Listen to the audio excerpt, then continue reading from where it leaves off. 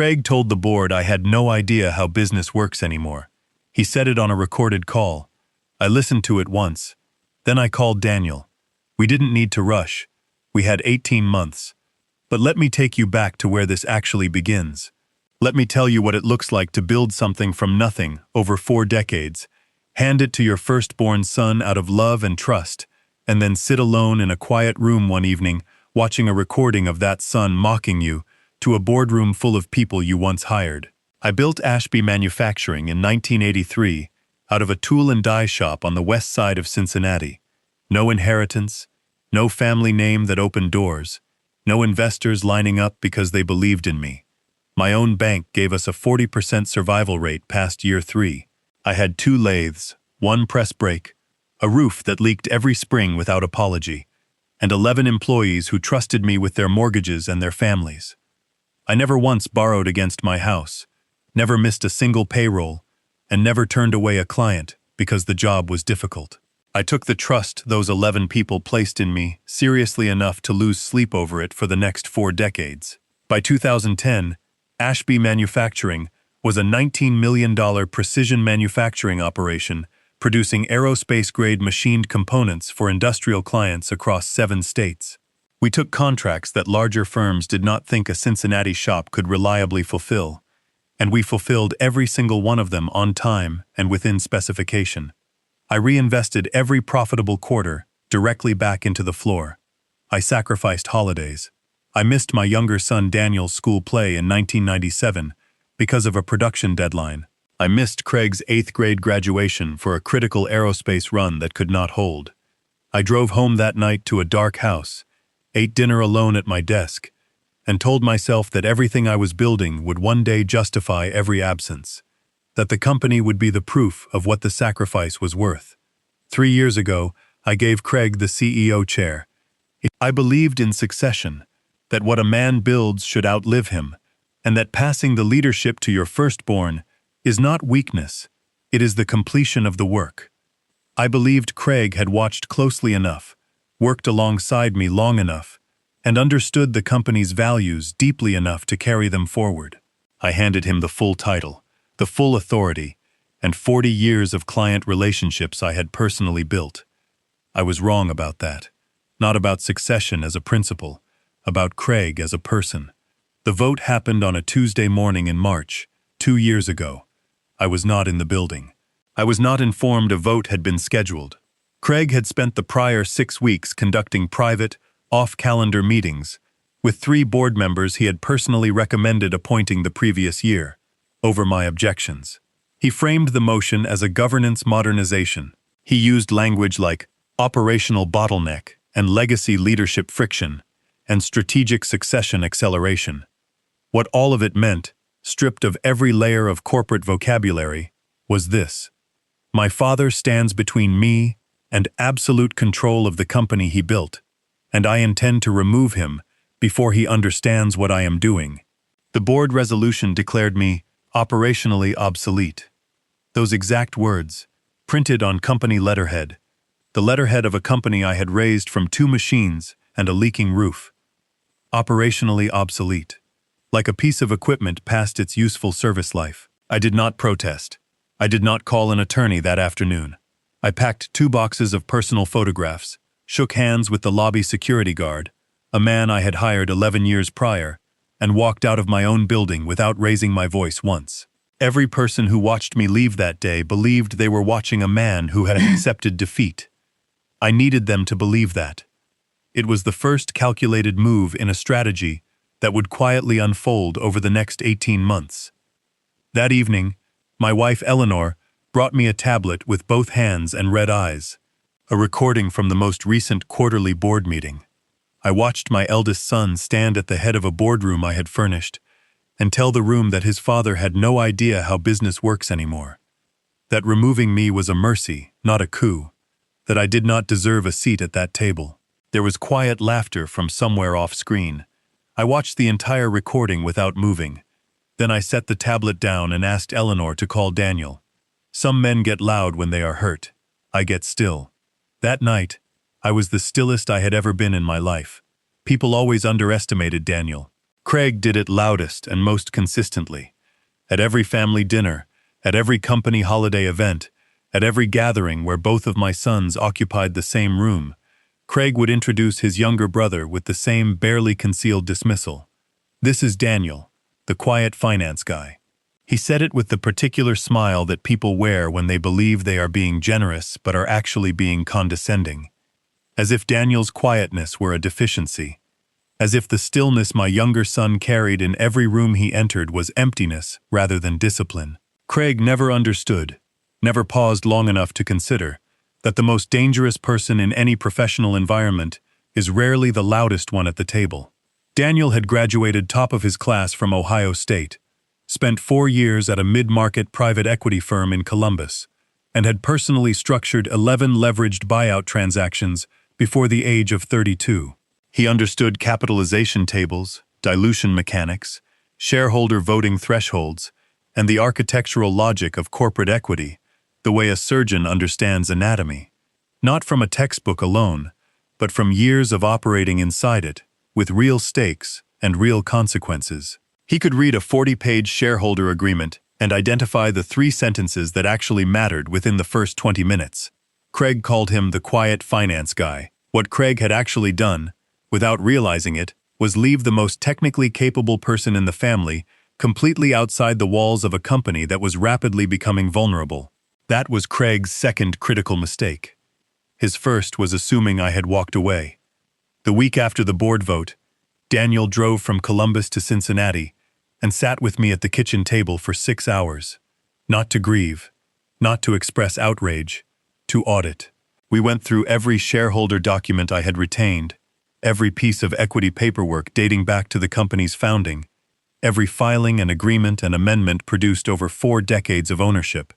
And that is where Craig's foundational assumption was exposed for exactly what it was: an arrogance so complete that it had never bothered to verify itself.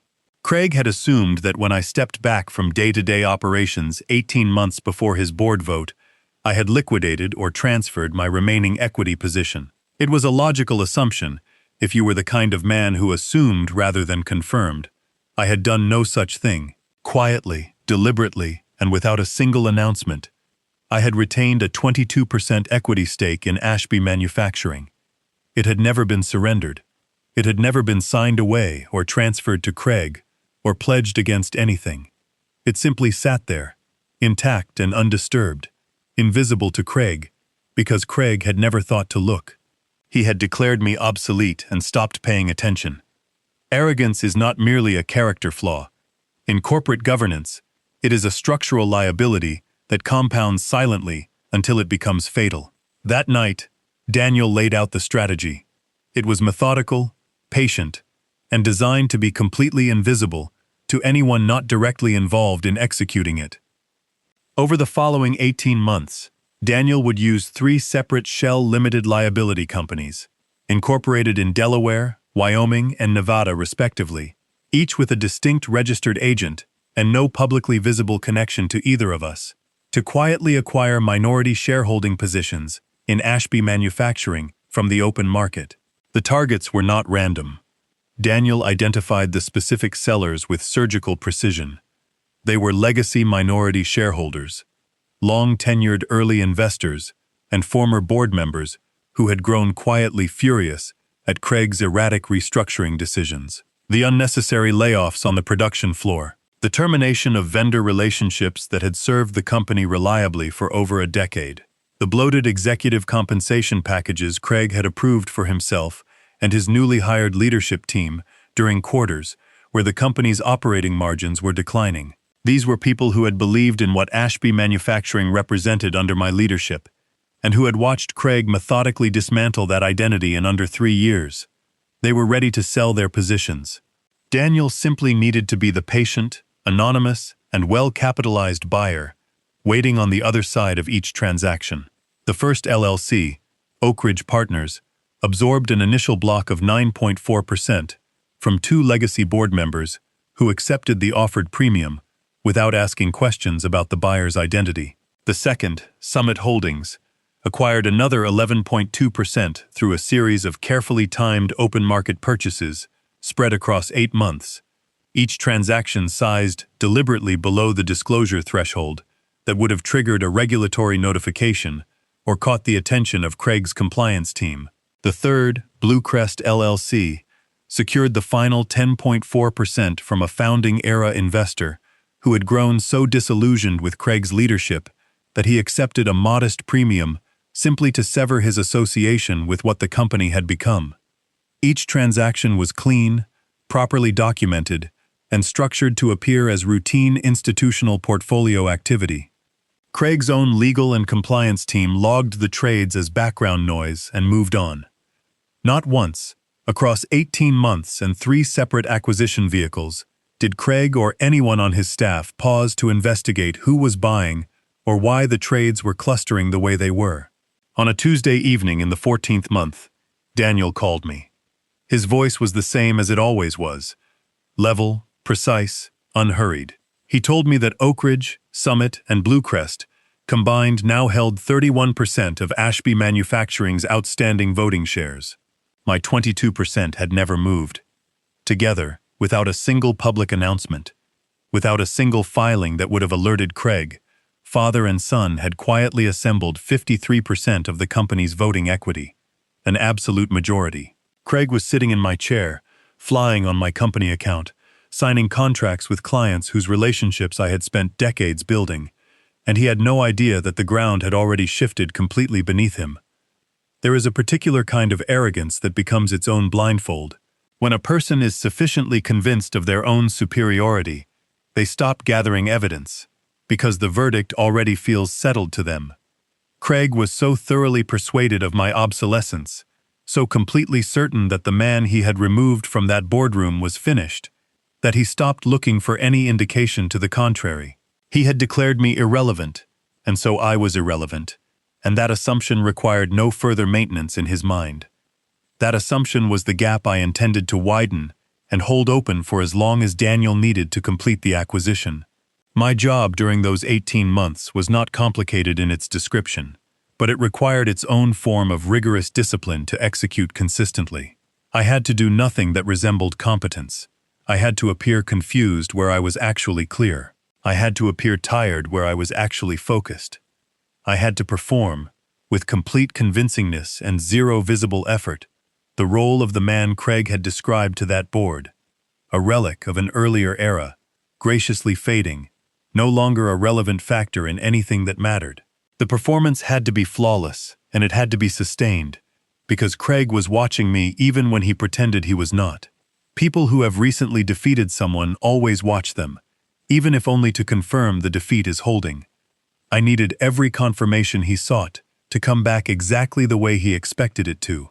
I visited the Ashby Manufacturing headquarters 4 times over those 18 months.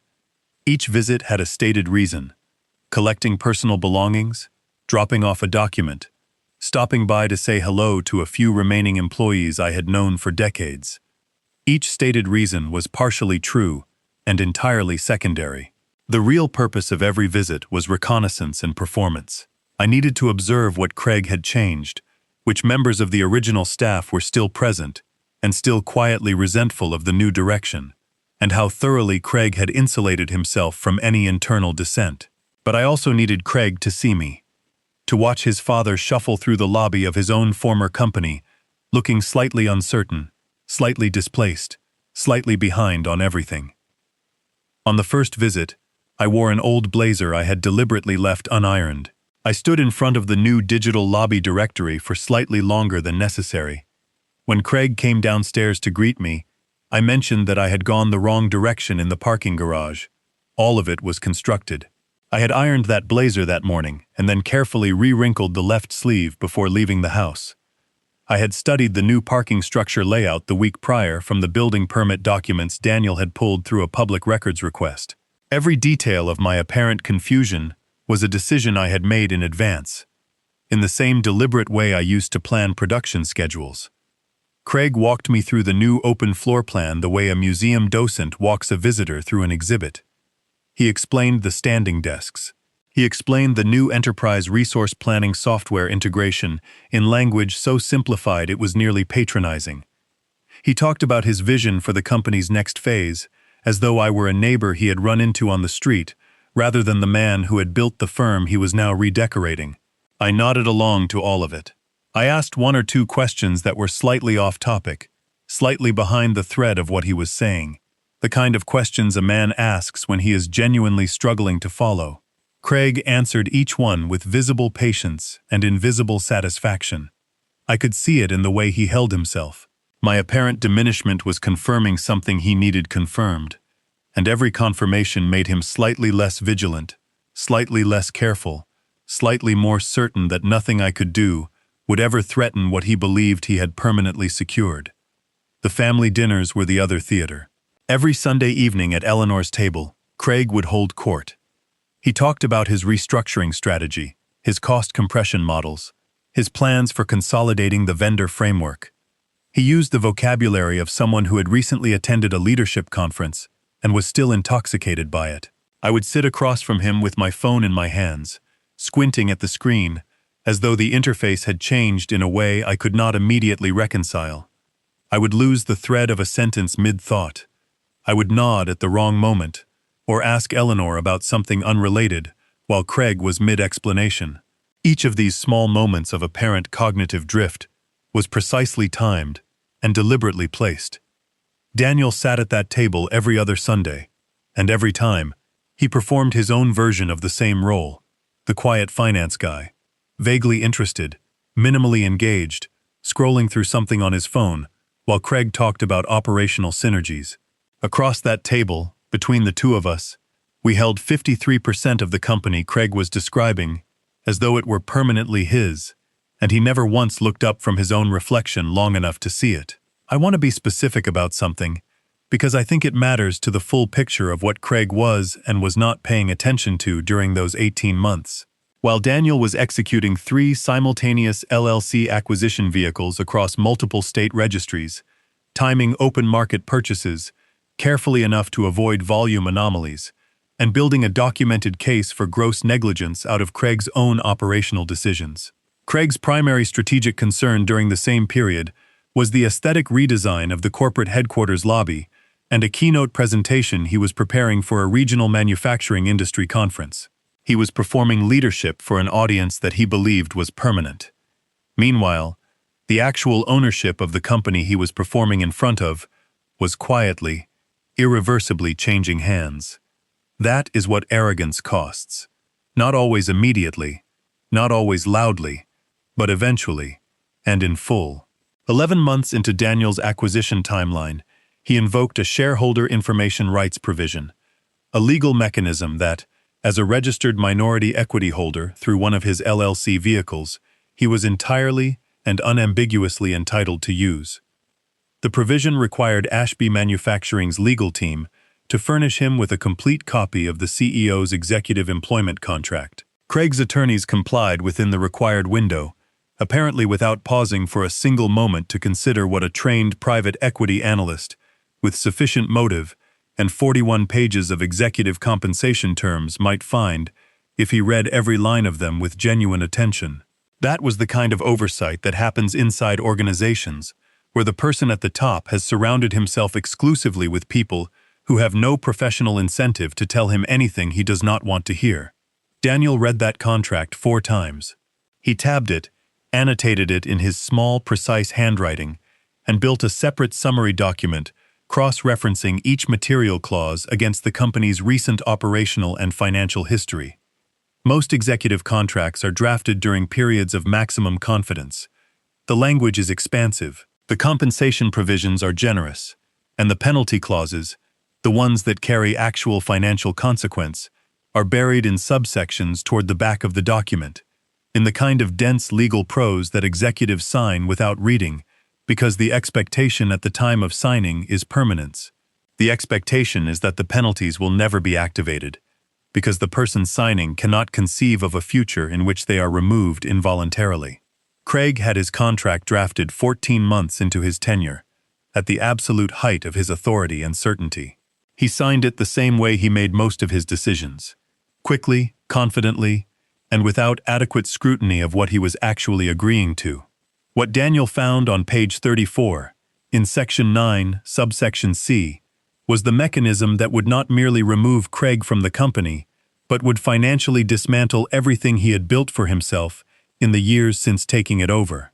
The clause was a clawback provision, inserted at the board's insistence as a standard institutional governance requirement to satisfy their fiduciary obligations to shareholders. It stated, in unambiguous contractual language, that in the event of involuntary termination for cause, defined as gross negligence, board-certified operational failure, or material breach of fiduciary duty, the executive would be required to return to the company treasury, within 30 business days of the termination date, all performance bonuses, quarterly incentive compensation, and retention payments received during the 36 months preceding the termination. Not some of it, all of it. Every dollar that had been paid out under the performance compensation structure Craig had designed for himself. Daniel ran the numbers across the full 36-month look-back window. The total was $2.3 million.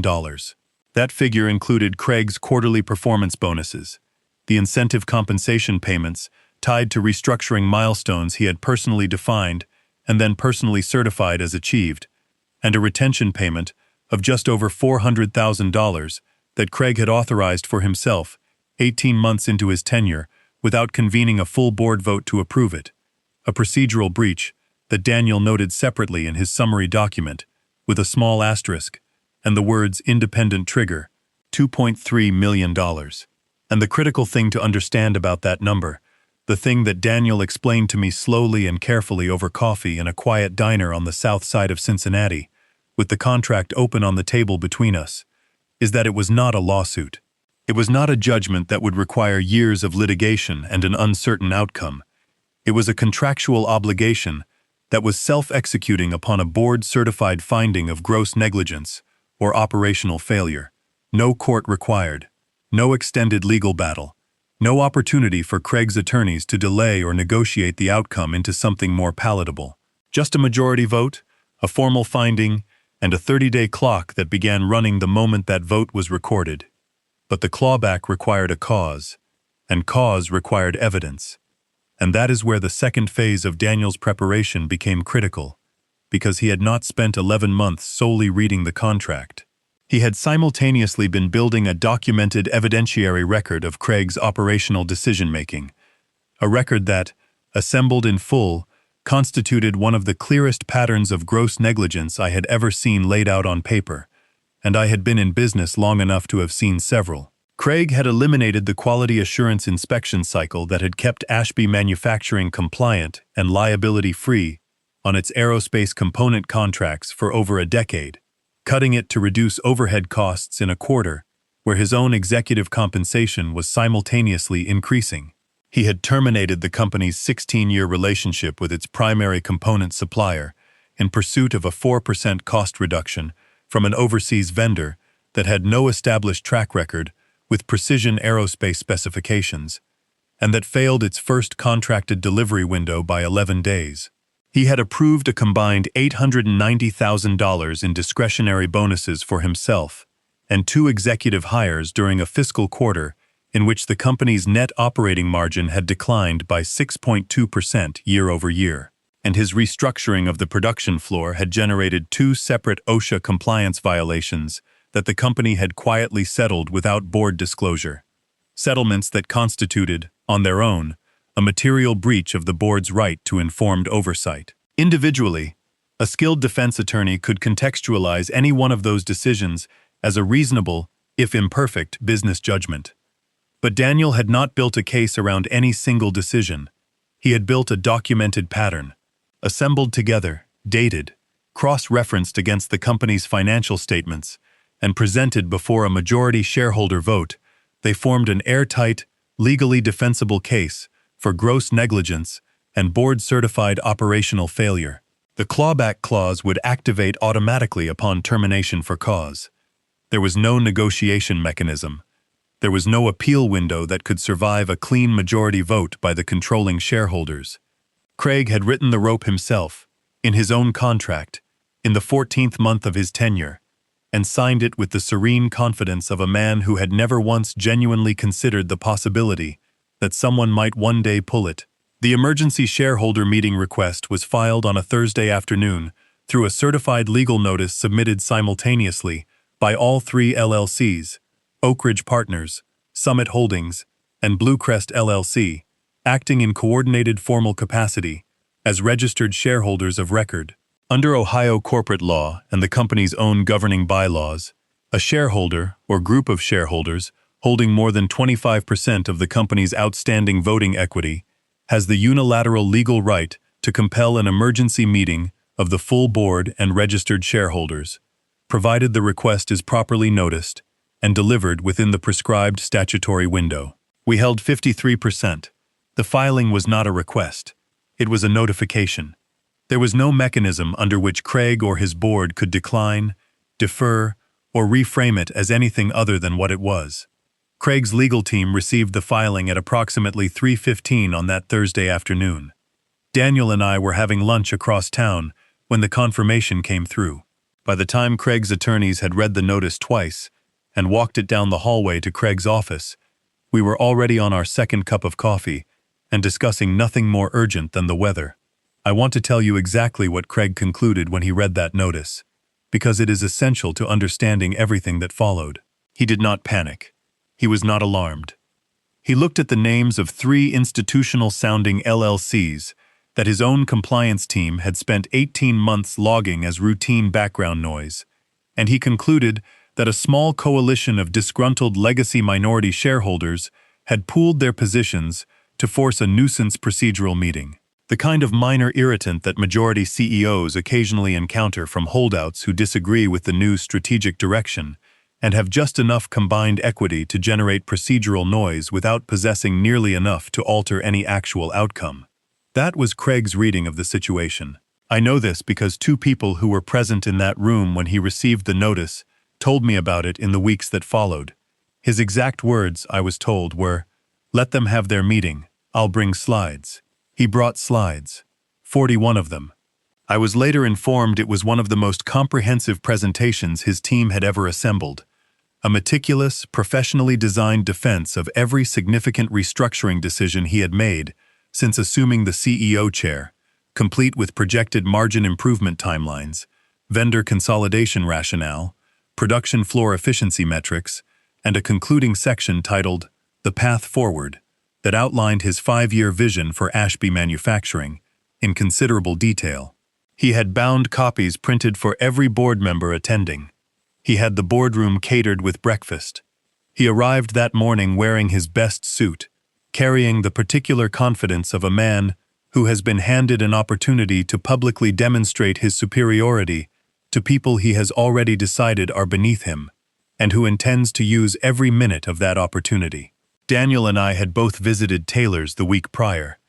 I wore a charcoal suit I had last worn in 2019, purchased for a client dinner with the chief procurement officer of an aerospace firm that had since become one of Ashby Manufacturing's most significant long-term contracted accounts.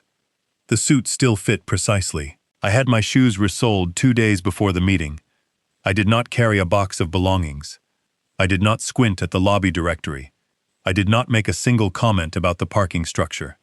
Outside, a cold rain was streaking the glass facade of the building, running in long gray lines down the windows of the headquarters I had commissioned in 1999. I walked through the front entrance with my younger son beside me, and I walked the way I had walked through that building for 4 decades, like a man who understood exactly where every wall was, because he had decided where every wall would go. The receptionist Craig had hired in his first year looked up when we entered and did not immediately place me. Not because my physical appearance had changed dramatically, but because the bearing was entirely different. The version of me she had encountered across those 4 carefully orchestrated visits was a man who moved with slight uncertainty and looked vaguely displaced by the modern office around him. The man who came through that door on the morning of the shareholder meeting moved like a founder returning to something that had always been his. I watched it register on her face across a span of about 3 seconds. I gave her a polite nod and continued toward the elevator without stopping to announce myself. I did not need to announce myself. My name was on the original deed of the building. Upstairs, the boardroom was filling with Craig's appointed board members. the people he had selected for their alignment with his vision and their comfort with his authority. They sat with their catered coffee and their bound copies of Craig's 41-slide presentation, waiting for what they fully expected to be a brief, manageable nuisance meeting that Craig would dispatch efficiently and perhaps with a certain degree of theatrical patience. Daniel and I took our seats at the table. I placed nothing in front of me. No presentation, no documents, no laptop. Just my hands, folded quietly on the mahogany surface, the same mahogany I had chosen myself, from a supplier I had used for 20 years. The room had no idea what was about to happen in it. Craig began the meeting the way he began everything, from the center of the room, commanding the space with the ease of someone who had never seriously considered the possibility that it might not be his to command. He stood at the head of the boardroom table, with his 41 slides loaded on the wall screen behind him, and his bound presentation copies already distributed to every seat. And he opened with the kind of measured, authoritative preamble that people use when they want to signal they are doing the dissenters a courtesy, by acknowledging their presence before efficiently dismissing their concerns. He looked comfortable. He looked certain. He looked like a man who had already decided how this meeting would end before he arrived at it. He had been speaking for approximately 40 seconds when I asked him to sit down. I did not raise my voice. I did not stand up. I said his name once, in the same quiet register I had used when he was 9 years old, and had done something at the dinner table that required immediate correction. Level, unhurried, and carrying a weight that required no volume to land. The room went silent in the particular way that rooms go silent when something unexpected has entered them, and no one yet understands its full dimensions. Craig stopped mid-sentence. He looked at me across the table, and for a fraction of a second I saw something on his face I had not seen since he was a child. The involuntary expression of a person who has just registered, without yet understanding why, that the authority in the room does not belong to them. The people seated around that table had known me for varying numbers of years. Some of them I had hired directly, some Craig had brought in, some had served on the original board when this company was still a regional operation, with 40 employees and a roof that leaked. Not one of them spoke. He sat down. I stood up. And I want to be precise about what I did next, because I have heard it described in several different ways in the weeks since, and I want the record to be accurate. I did not deliver a prepared speech. I did not produce a lengthy document, or a counter-presentation, or a theatrical revelation engineered for dramatic effect. I spoke for less than 90 seconds. I told the room 3 things. I told them that Robert Ashby retained 22% of Ashby Manufacturing's outstanding voting equity, which had never been transferred, surrendered, or pledged in any form, and remained entirely intact. I told them that Oak Ridge Partners, Summit Holdings, and Bluecrest LLC, the 3 institutional shareholders whose combined filing had compelled this meeting, were registered acquisition vehicles controlled by my son Daniel, collectively representing 31% of the company's outstanding voting shares. And I told them that the combined position of 53% constituted an absolute voting majority of the company, that this majority was prepared to vote immediately on a single agenda item, and that the outcome of that vote was not in question. I then called the vote. The first vote cast was mine. The second was Daniel's, entered formally through each of the 3 LLCs in consolidated proxy form, which his attorney had prepared and submitted to the company's registered agent 72 hours prior, in full compliance with every procedural requirement of the governing shareholder agreement. 2 votes. 53%. The motion to remove Craig Ashby as Chief Executive Officer of Ashby Manufacturing, effective immediately, carried by absolute majority. 4 minutes and 11 seconds had elapsed from the moment I asked Craig to sit down to the moment the vote was formally recorded by the meeting's designated secretary. I know the precise time because Daniel had placed a small digital timer face up on the table in front of him at the start of the meeting, and he stopped it the moment the secretary confirmed the result. 4 minutes and 11 seconds to undo what Craig had spent years engineering. 4 minutes and 11 seconds to reclaim 4 decades of work. I have thought about that number often in the time since, and what I find in it is not irony but something that feels closer to the natural tempo of justice, which prepares itself slowly, across months and years of invisible, patient construction, and then arrives all at once without warning. Craig remained at the table throughout the full 4 minutes without speaking. I watched his face move through several distinct phases of comprehension. The initial confusion at what I was doing, the slow assembly of the larger picture, and then the specific moment when the full architecture of what Daniel and I had built across 18 months became visible to him, simultaneously and completely. I have been in enough consequential rooms over the course of my career to have developed a facility for reading people in difficult moments. I have watched clients receive news that permanently altered their circumstances. I have watched competitors realize mid-conversation that they had fundamentally miscalculated something they believed was settled.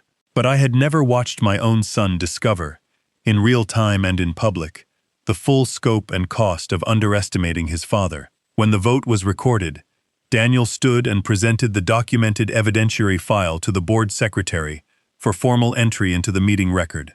He cited each item by section and page number with the unhurried precision of a man who had been preparing this particular presentation for the better part of a year. The elimination of the quality assurance inspection cycle, the termination of the 16-year primary vendor relationship, the self-authorized retention payment processed without full board approval, the OSHA compliance settlements conducted without board disclosure, the $890,000 in discretionary executive bonuses approved during a quarter of measurable margin decline. The board secretary formally recorded the finding, involuntary termination for cause, on the basis of gross negligence and board-certified operational failure. The clawback provision of Section 9, subsection C, activated in the same motion. $2.3 million, owed to the company treasury within 30 business days of the termination date. Not negotiable. Not subject to appeal under the contractual terms Craig had read and signed himself. A member of the building's security team appeared at the boardroom door within minutes of the vote being recorded. Not dramatically, not aggressively, but with the quiet, professional efficiency of someone executing an instruction that had been arranged in advance. Craig's building access credentials were deactivated before he reached the elevator. His company accounts were suspended at the system level. His executive parking authorization was voided. By the time he walked through the front entrance of the building I had commissioned in 1999, he held no title, no access, no authority, and a legal obligation to return $2.3 million to a company that no longer had any reason to extend him generosity of any kind. The day after the shareholder meeting, I returned to Ashby Manufacturing headquarters for the first time as its reinstated chief executive officer. I walked through the same lobby I had walked through 4 times in 18 months, playing a role designed to keep Craig comfortable and careless. The digital directory I had squinted at with performed confusion was still mounted on the same wall. The receptionist who had watched me arrive the morning prior, with a bearing entirely different from every previous visit, was at her desk. She stood when I entered. I told her to sit down and carry on. There was a considerable amount of work ahead and very little time available for ceremony. Daniel was formally appointed Chief Operating Officer at the first board meeting I convened under my restored majority authority, 3 days after the shareholder vote. The appointment was unanimous among the members who remained. He took the role with the same quietness that characterized everything he did. No press statement, no social media announcement, no remarks to the regional business publications that had spent the prior 2 years covering Craig's restructuring strategy with credulous enthusiasm. Daniel simply arrived at the office on his first Monday morning at 7:15, sat down at the desk he had chosen, opened his laptop, and began methodically rebuilding what Craig had spent 22 months dismantling. The quality assurance inspection cycle was reinstated within the first week. Conversations with the primary vendor relationship Craig had terminated were reopened before the end of the first month. The bloated executive compensation structure was revised and realigned with the company's actual performance metrics. The 2 OSHA compliance flags were formally disclosed to the full board, addressed with a comprehensive remediation plan, and documented properly in the governance record where they should have appeared from the beginning. Daniel worked with the precision and the patience of someone who had studied the damage carefully before he began the repair, which is exactly what he had done. Craig's personal financial situation deteriorated with a speed that I believe even Daniel had not fully projected. The clawback obligation, $2.3 million, due within 30 business days, was not forgiven, deferred, or subjected to any negotiation. The company had no legal basis for leniency and no board appetite for it, and I had no personal inclination to argue otherwise. His personal accounts were frozen pending resolution of the outstanding obligation. The 2 luxury vehicles he had acquired during his tenure were repossessed by their respective financing institutions when the payment accounts tied to them were suspended. His name moved through the Cincinnati business community in the particular way that names move when someone has been removed from a position for documented cause and the circumstances are sufficiently known, quietly, persistently, and with the specific reputational weight that makes future professional relationships difficult to establish and nearly impossible to build on solid ground. He attempted to reach me by phone twice in the 3 weeks following the meeting. I did not answer either call. I had nothing to say to him in a phone conversation that the preceding 4 minutes and 11 seconds had not already communicated with far greater precision and permanence than anything I could add. What happened next I had not anticipated in specific terms, though in retrospect it was entirely consistent with everything I understood about my eldest son's character. On a Wednesday night in January, in the kind of freezing Cincinnati rain that a Midwestern winter produces when it has decided to make itself genuinely felt, I heard a knock at my front door at 20 minutes past midnight. Eleanor was already asleep. I was at my desk working through a vendor contract review. I went to the door and opened it, and Craig was standing on my porch, soaked completely through in a coat that was insufficient for the temperature, looking at me with an expression I had not seen on his face in 41 years. The expression of a man who has nothing left to perform, because every audience he spent his life performing for has quietly left the building. He asked if he could come inside. He said he had nowhere to go, and then, because he was incapable of abandoning the instinct even in that moment, he began explaining why what had happened was not entirely his fault. The board had misread his vision. The restructuring had been denied sufficient time to produce visible results. Daniel and I had acted out of wounded pride rather than genuine principle. He was still, standing in the rain with nothing remaining to him, attempting to rearrange the story into a version where he occupied the more defensible position. I had watched him do that his entire life. It was the one skill he had never needed to practice, because it came to him as naturally as breathing. I looked at my son for a long moment, and then I told him what I had waited 18 months to say directly to his face. I reminded him of the recording. I reminded him of the exact words he had used in that quarterly board meeting, that his father had no idea how business works anymore, that removing me had been a mercy, not a coup, that I did not deserve a seat at the table. I told him that I had spent the 18 months following that recording demonstrating, with some precision, exactly how business works. Then I closed the door. Not with anger, not with a raised voice. I closed it the way I do everything that requires finality. Quietly, completely, and with full clarity about what it meant. Some doors, once closed, are not designed to be reopened, not out of cruelty, not out of the desire to cause pain, but because there are people in your life whose continued presence costs more than their absence ever will, and learning to understand the difference is not a failure of love, it is the final, necessary act of self-preservation. Daniel called the following morning. He told me the first reinstated vendor meeting had gone well, and that the quality assurance team was back at full operational capacity. We spoke for 11 minutes about the company. We did not discuss Craig. There was nothing left to say about him that the situation had not already made permanently clear. I built Ashby Manufacturing from 2 machines and a leaking roof. I lost it once to a man I trusted with everything I had built.